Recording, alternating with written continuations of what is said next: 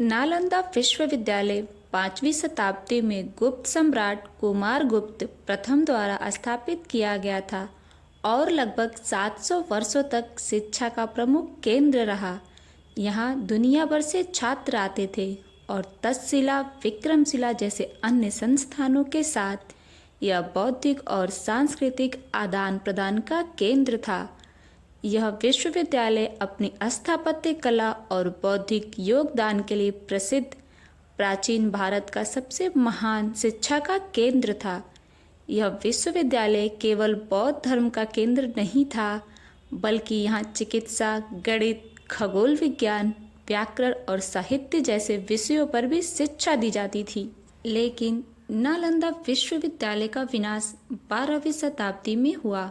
इसका मुख्य कारण 1193 में बख्तियार खिलजी नामक तुर्की आक्रमणकारी का हमला था। इसका मुख्य उद्देश्य भारत पर राजनीतिक और आर्थिक नियंत्रण स्थापित करना था, यहाँ की संपत्ति लूटना और इस्लाम का प्रसार करना था। लेकिन ऐसा कहा जाता है कि बख्तियार खिलजी गंभीर रूप से बीमार हो गया था और उसकी स्थिति इतनी खराब हो गई थी कि उसे लगा कि वह जल्द ही मर जाएगा। उसने कई हकीमों और वैद्यों से इलाज कराया, लेकिन कोई फ़ायदा नहीं हुआ। उसी समय किसी ने उसे सुझाव दिया कि वह नालंदा विश्वविद्यालय के विद्वानों और चिकित्सा से मदद ले।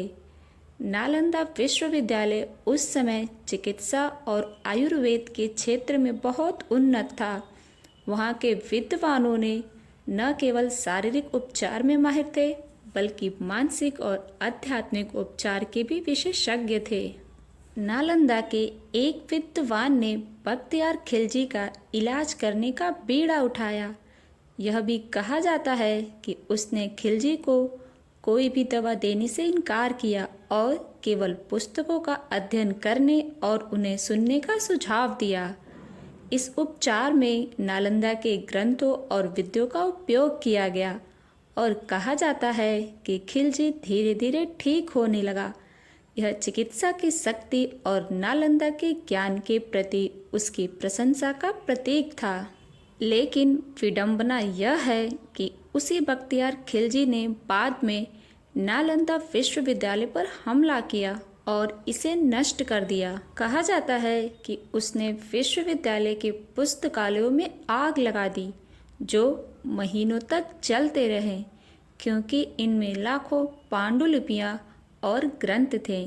इन पुस्तकों में गणित, विज्ञान, खगोल शास्त्र, चिकित्सा, धर्म और दर्शन से जुड़े असीमित ज्ञान का संग्रह था।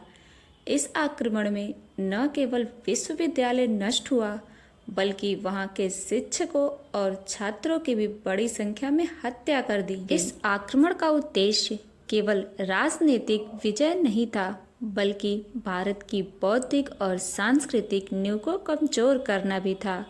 नालंदा के विनाश के बाद भारतीय शिक्षा प्रणाली और बौद्ध धर्म को गहरी क्षति पहुंची।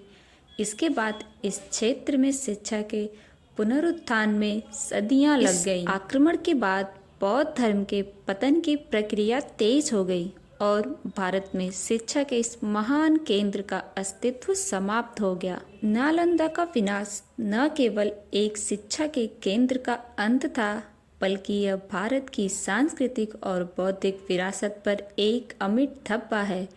इसका पुनर्निर्माण हाल के दशकों में किया गया है, लेकिन प्राचीन नालंदा जैसा गौरव प्राप्त करना कठिन है।